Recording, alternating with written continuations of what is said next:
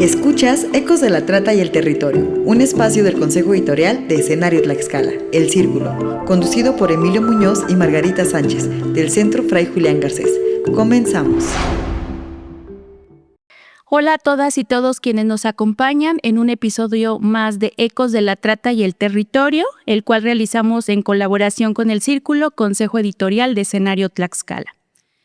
Hoy hablaremos sobre las inmobiliarias, un riesgo para la vida comunitaria, su cultura y para el equilibrio socioecológico. Estamos con ustedes Margarita Sánchez y Emilio Muñoz.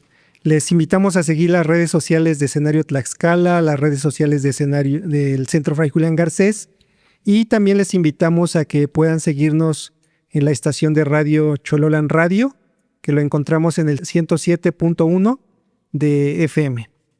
Vamos a platicar con Ivonne Bagnis Rivadeneira. Ella pues ha participado desde hace mucho en diversas iniciativas por los derechos humanos. En 2006 con la Iniciativa Popular para tipificar el delito contra la trata de mujeres y niñas. Has participado en movimientos en pro de la agroecología. Eres promotora de la vivienda sustentable y ecológica. Y digamos, entre otras iniciativas, ¿no? Desde tu comunidad Atlihuetzia, pero impactando en el estado de Tlaxcala. Entonces, hoy queremos abordar y platicar con quienes nos escuchan en torno a este problema que se ha venido desarrollando durante el último tiempo, que es el crecimiento de muchas inmobiliarias para la construcción de vivienda, pero que está generando una alta presión al territorio, a la naturaleza. Entonces, pues platicar esto, ustedes han sido un referente importante que ha planteado una forma diferente de tener la vivienda con criterios diferentes. Entonces, quizá una primer cosa que estaría bien que nos platiques es, desde su percepción, ¿desde cuándo surgió este problema de la construcción de fraccionamientos y por qué ustedes lo consideran un problema ahí en Atlihuetzia?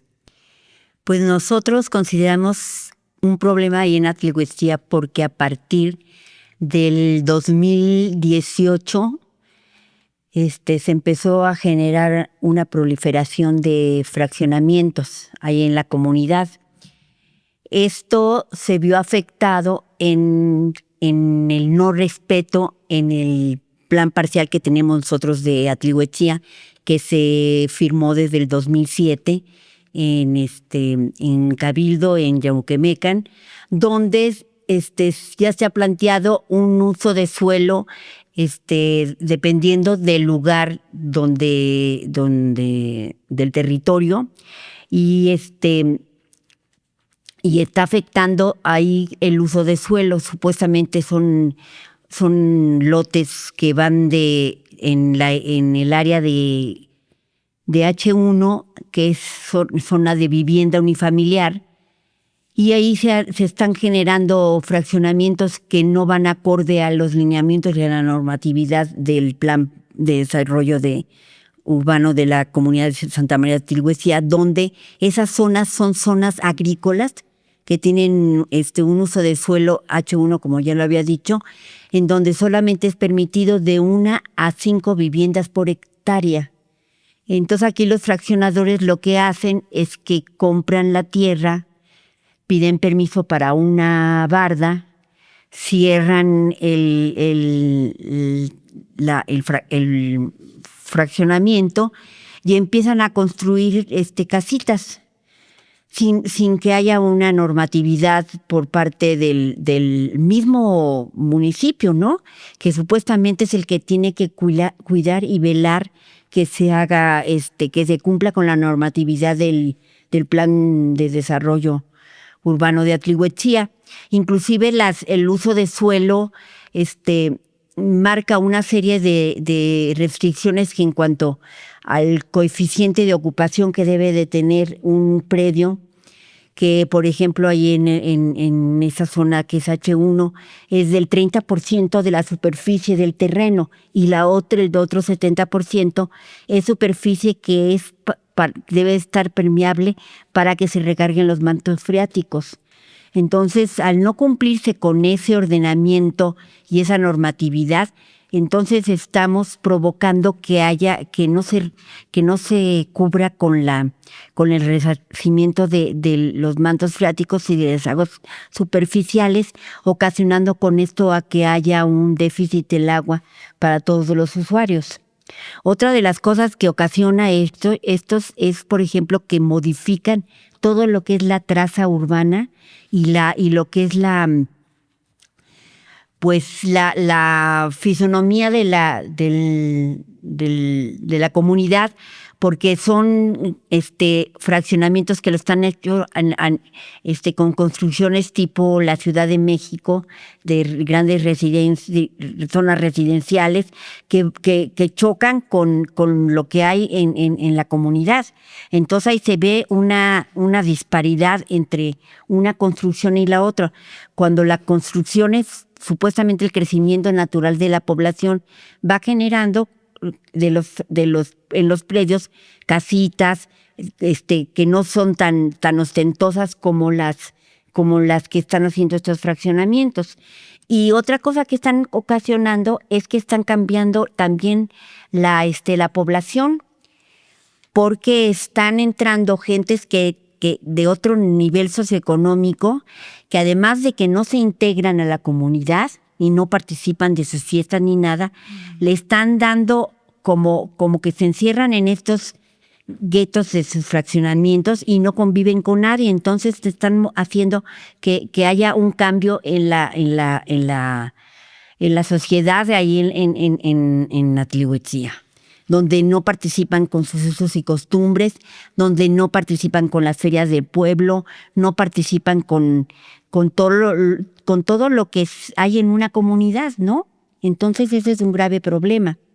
Además de que se está modificando lo que es el pueblo, que es el concepto de pueblo, que uno cuando va de México a la provincia, lo que uno quiere ver el típico pueblito de tal lugar, y ahorita se encuentra con esas construcciones que no tienen nada que ver con lo típico ni con lo que es tradicional en Tlaxcala.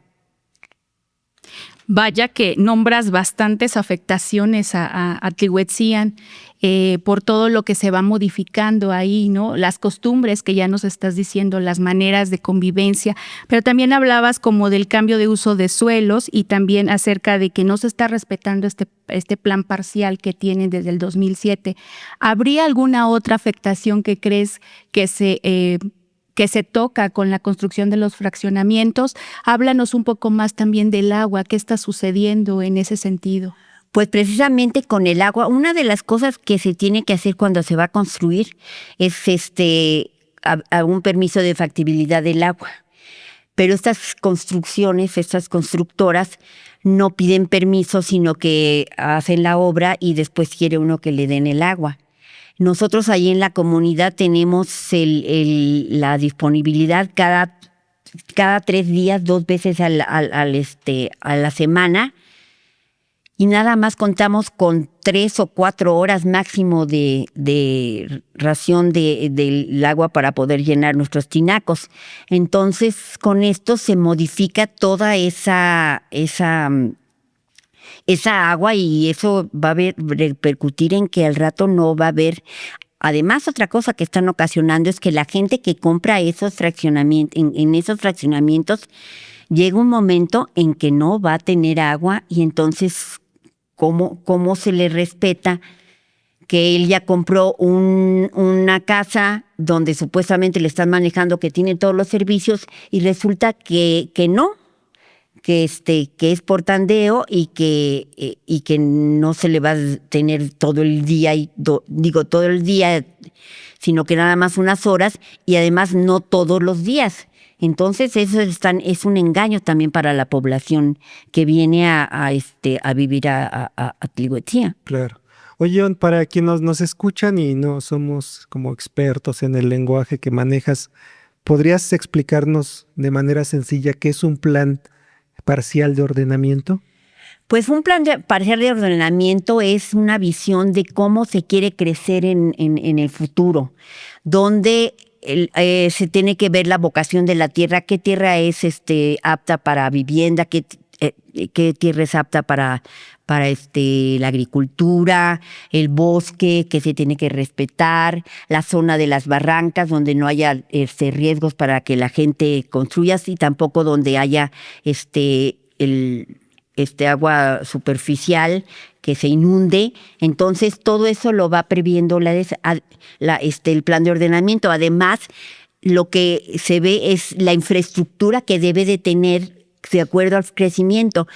Que es otra cosa que no se ha visto, que estos fraccionadores no intervienen en eso, sino que ellos hacen sus fraccionamientos sin importarle que haya calles o que no haya calle, que haya red del agua o que no haya red del agua, de red de drenaje, o si haya una planta de tratamiento de aguas residuales. No, ellos hacen eso y luego exigen que se les haga todas esas infraestructura, cuando debe de ser previo a que se puedan instalar unos fraccionamientos, debe de haber la suficiente infraestructura para poder dotarlos a ellos de esos. ¿Y este plan quién lo elabora? ¿Participa la comunidad? ¿Solo las autoridades? Plan en el 2007 precisamente fue un plan que derivó de la necesidad de las comunidades, de algunas personas de la comunidad de Atlihuetzía, donde cada quien puso lo que quería tener en su comunidad, lo que quería que se respetara, las áreas verdes, las áreas comunes, las plazas públicas. O sea, fue la comunidad. Fue la comunidad, ¿no? Conjuntamente con la UPAEP. Tuvieron apoyo de la universidad. Tuvieron de la universidad, donde se hizo un planteamiento del plan parcial de ordenamiento, y ese después se entregó al presidente municipal Carlos Tamayo en esa época, y entonces él se dio la tarea con ese primer programa de ordenamiento urbano, que se hiciera uno ya realmente específico, ya donde se hicieran los planos, todo lo que se necesita con la edafología, con toda la infraestructura que hay, y además con una serie de proyectos que se tendrían que hacer a corto y mediano y largo plazo, en donde se especificaba, por ejemplo, que en el transcurso de 20 años, sanear el río. Las fechas ya pasaron 25 años o 20 años y no se ha saneado el río, ¿no? O, por ejemplo, otro también donde se decía que el rescate del convento de Atlihuetzía, y tampoco se ha hecho nada, ¿no? Y tampoco, por ejemplo, que la necesidad de un mercado, tampoco, y que pavimentar las calles, tampoco. Entonces, no han hecho caso omiso. Todos los presidentes de comunidad y los presidentes municipales que han pasado han hecho caso omiso a este plan de ordenamiento urbano y han hecho lo que han querido. Entonces no hemos avanzado en Atlihuetzía, aunque hay un plan que marca realmente el crecimiento ordenado de la comunidad. O sea que, digamos, está muy importante porque lo que tú nos estás compartiendo es la comunidad. Definimos cómo queremos ver nuestra comunidad, cómo queremos ver nuestras viviendas, y así como lo planteas, resulta ya casi un sueño para la gente de ahora, la que queremos tener una vivienda, porque como que el modelo que se está imponiendo es cada vez más viviendas lo más chicas posibles, ¿no? Uh-huh. En cambio, ustedes hablan de que no pueden haber más de 5 viviendas por hectárea. O sea, ¿tienes más o menos el cálculo de cuántos metros cuadrados son por vivienda? Pues para una vivienda para 2,000 metros cuadrados, más o menos una vivienda de 240 metros cuadrados en un terreno de 2,000 metros. Pero ahorita están haciendo casas de 60 metros cuadrados en unos terrenos de 120 metros cuadrados. Entonces se están haciendo unas palomares pequeñitas.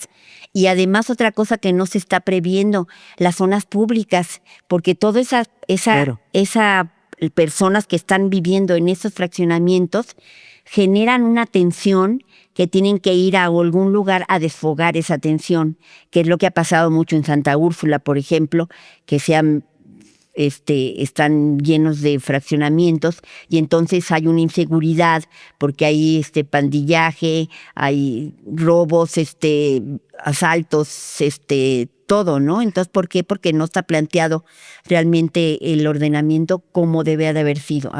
Claro, previsto. porque es lo que tú dices, ¿no? En este ordenamiento es que también haya condiciones de que la gente que llega a vivir se integra a la vida comunitaria, se integra a una visión de seguridad.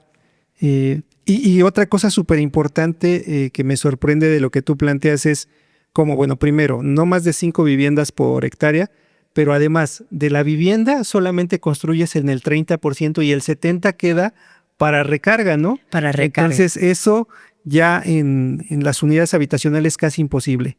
Y eso es preocupante porque cómo se cuida entonces la naturaleza. Vamos a ir a una pausa y regresamos. Estás escuchando un espacio del Círculo, Consejo Editorial de Escenario Tlaxcala, un medio independiente comprometido con la información crítica y ciudadana. Comunícate con nosotros y haz tu denuncia vía WhatsApp al 246-112-70. Nos escuchas en la 107.1 de FM, en Xololan Radio. Estamos hablando con Ivonne Bagnis. Ella nos está hablando acerca de las problemáticas que afectan por las inmobiliarias a los territorios. Nos estabas contando ya del plan de ordenamiento que fue construido por ustedes, por la comunidad, por lo que es necesario tener para poder vivir y vivir con una vivienda digna. Pero yo quisiera preguntarte, ¿qué han hecho ustedes como habitantes o como ciudadanos frente a estas inmobiliarias, a esto que está atentando contra su territorio? Bueno, aquí surgió la problemática que se enfrentó el Comité del Agua de Atlihuechía, que precisamente se vio bombardeada por estos fraccionamientos que le pedían, después de haber sido construidos, les pedían que les dieran los servicios. Entonces, ahí primero interpusieron una demanda contra uno de los fraccionadores que se llama Residencias Atlihuechía, creo que era, del señor Espino, en donde ganaron el juicio ellos porque supuestamente ya como había gente viviendo allí, se exigía que se le diera agua porque no se podía dejar sin agua por el derecho al agua, ¿no? Entonces, pero ya viendo esto, empezamos nosotros a interponer, documentos a las autoridades para que se reglamentara esto y que cómo era posible que no hiciera nada el ayuntamiento. Por otro lado, ahí en donde yo vivo, en el Cerro de Tepenacasco, yo no me había percatado de ese problema sino hasta que lo vi en mi propio lugar donde vivo, primero de un predio que querían construir una serie de torres de departamentos, 240 departamentos en unas torres ahí en el Cerro de Tepenacasco, en un terreno como de 1.5 hectáreas. Entonces, uno de los que lo quería construir era una persona influyente ahí del gobierno. Entonces, pero junto con el presidente de comunidad en esa fecha que se hizo una reunión con la comunidad nos opusimos y entonces no se fue la constructora porque dijo que no iba a tener problemas con los pobladores de la comunidad. Después otro constructor quiso hacer unas casas en un terreno de 4,000 metros, quería hacer 15 casas. Y empezaron con esa modalidad de poner la barda y entonces empezar a trabajar, pero ahí nos dimos cuenta que estaban terraceando ya para hacer las plataformas para las 15 casas y entonces pusimos una denuncia en el municipio en donde les dijimos que no tenían permiso más que para la barda y entonces vinieron y les clausuraron la barda. Ahí nosotros empezamos a presionar los de la comunidad porque iba a ser una cosa espantosa ahí tener a 15 viviendas. Además es un lugar pequeño donde ahí nomás también es terreno agroecológico y nada más se permitían de 1 a 2 viviendas por hectárea. Entonces ahí nos opusimos todos los de la comunidad, y entonces el Comité del Agua no les dio la factibilidad del agua para su fraccionamiento porque no cumplía con los ordenamientos del plan parcial. Aquí esta persona interpuso un juicio de amparo en donde presionaba al Comité del Agua para que les diera el agua. Sin embargo, después de entregar toda la documentación que nos tenían para el descargo de ese juicio de amparo, el juez dictaminó que estaba bien fundamentado lo que nosotros habíamos hecho en el Comité del Agua y que no se les podía dar el agua porque no estaba construido nada, entonces no había ninguna falta a los derechos de proporcionarles el agua, porque de hecho no había viviendas, entonces que no procedía. Ellos interpusieron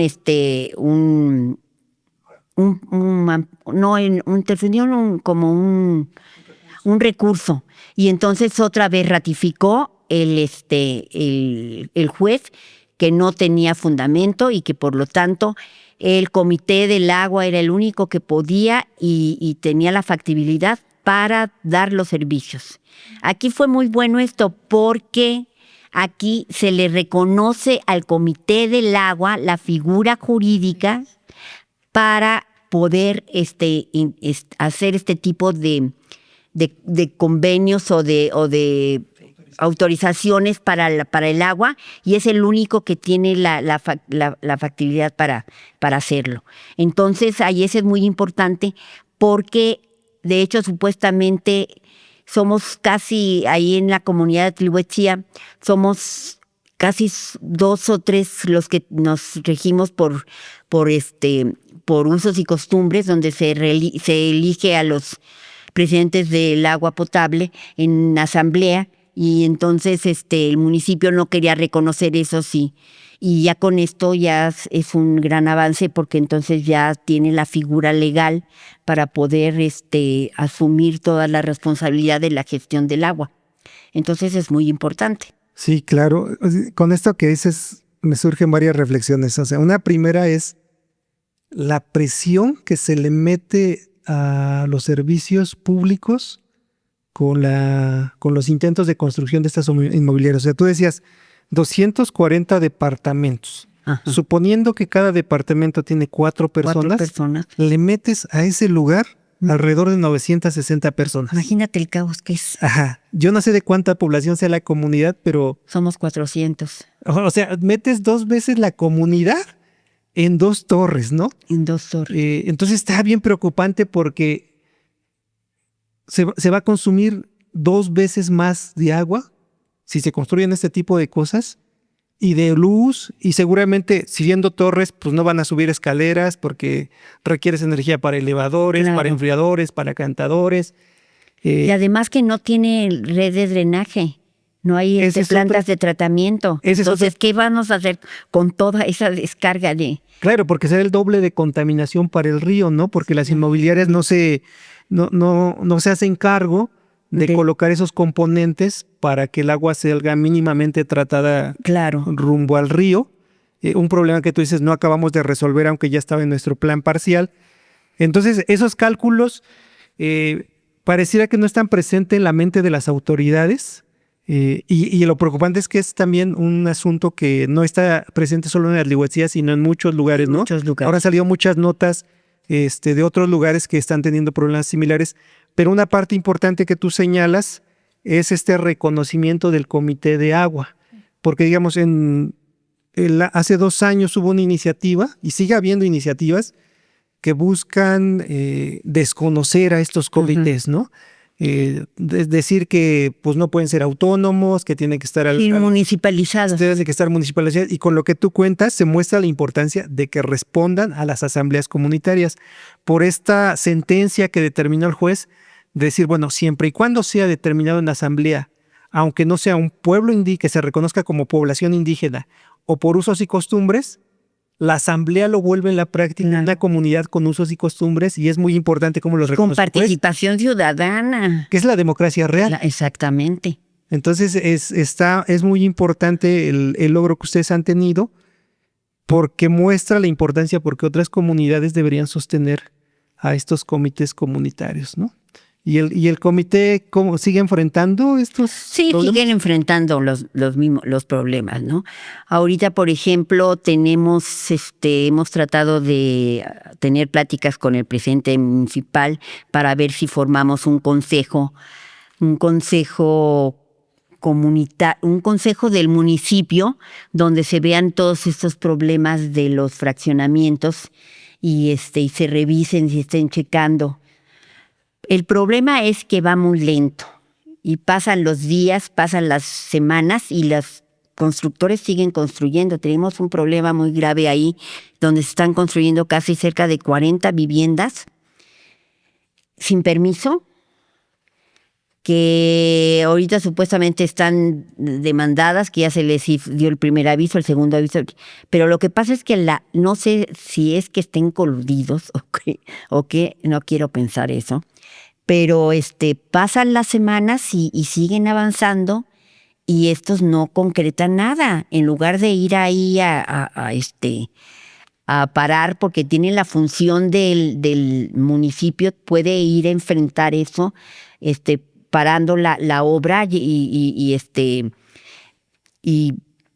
por medio de la seguridad pública y inclusive hasta del ejército. Hay un artículo donde dice que se podrá hacer uso de esta fuerza para poder controlar esos fraccionamientos. Inclusive hasta dice se puede demoler los fraccionamientos estos que hicieron porque no cumplieron con la normatividad ni cumplieron y además quitan los sellos, les ponen los sellos y estas personas los quitan. Yo no sé qué tan fuertes sean porque que no se pueda hacer nada. Y la autoridad, por un lado estamos dialogando, por un lado se están haciendo las cosas, pero yo no sé qué tanto se estén haciendo. Y mientras los constructores siguen construyendo para después llegar a un acuerdo, decir, multarlos y seguir y que se queden ya ahí los fraccionamientos. Sin infraestructura, sin nada. ¿Y el agua quién la tiene que dar? Ese es el grave problema. Oye, Ivonne, ¿pero por qué crees que Natlihuetzian sea el lugar elegido para estos fraccionamientos? ¿A qué se debe? Pues es que este fraccionamiento, es que Atlihuetzia tiene es muy bonito, es muy vistoso, tiene muchas tradiciones, tiene mucho, y además como es un nodo ahí de entre las carreteras y todo, y es accesible a varias carreteras, entonces ahí es factible que la gente se pueda desplazar y pueda vivir ahí y desplazarse a cualquier lado de Tlaxcala por su trabajo. Y también todos los los hospitales que han hecho por esa zona, todo el crecimiento también de Apizaco que requiere gente, trabajadores que lo demandan por su movimiento de servicios. Entonces es un lugar muy ideal para vivir. No es por nada, pero Atlihuetzia es muy bonito. Estas obras del gobierno, las ciudades, ciudad judicial, ciudad administrativa, todas esas, ¿ellas ven riesgo en eso para la vivienda?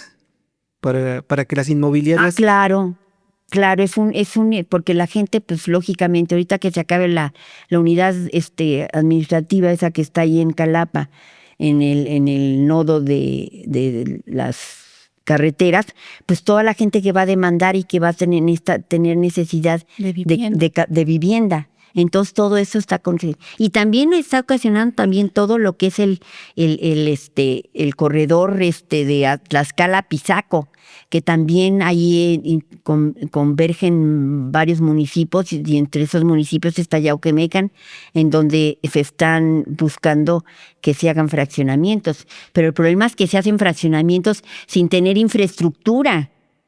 Entonces es un caos y luego lo que han ocasionado, por ejemplo, en muchos lugares como en San Lorenzo, es que son viviendas de interés social y donde los servicios son mínimos y donde la calidad de vida de sus habitantes es pésima, porque entonces se saturan de edificios, no hay áreas públicas, no hay circulaciones, no hay vialidades que puedan ser accesibles para la gente, sino que andan ahí en la mañana ahí peleándose por a ver quién pasa primero. Entonces es un grave problema todo eso que se está generando. Pues muy preocupante todo lo que nos compartes y que muestra los dos modelos que se intentan imponer en torno a la vivienda, uno más que busca la ganancia y otro más que busca proteger la comunidad. Pues te volveremos a invitar, el tiempo se nos acabó. Agradecemos a todos quienes siguen nuestro programa Ecos de la Trata y el Territorio. Síganos en redes sociales de Escenario Tlaxcala y por supuesto agradecemos a Radio Chololan por abrirnos el espacio de diálogo para que más gente nos pueda escuchar y conocer las problemáticas que estamos viviendo en Tlaxcala, en nuestro territorio. Y síganos en redes sociales, Centro Fray Julián Garcés y Escenario Tlaxcala. No se pierda nuestro siguiente podcast, seguiremos hablando de estos asuntos de la trata de mujeres, la devastación socioambiental y recuerden que no hay justicia social sin justicia ambiental y que nos queremos libres de trata. Llegamos al final de Ecos de la Trata y el Territorio, un espacio del Consejo Editorial de Escenario Tlaxcala, El Círculo, transmitido por Chololan Radio en la 107.1 de FM. Nos escuchamos en la próxima emisión.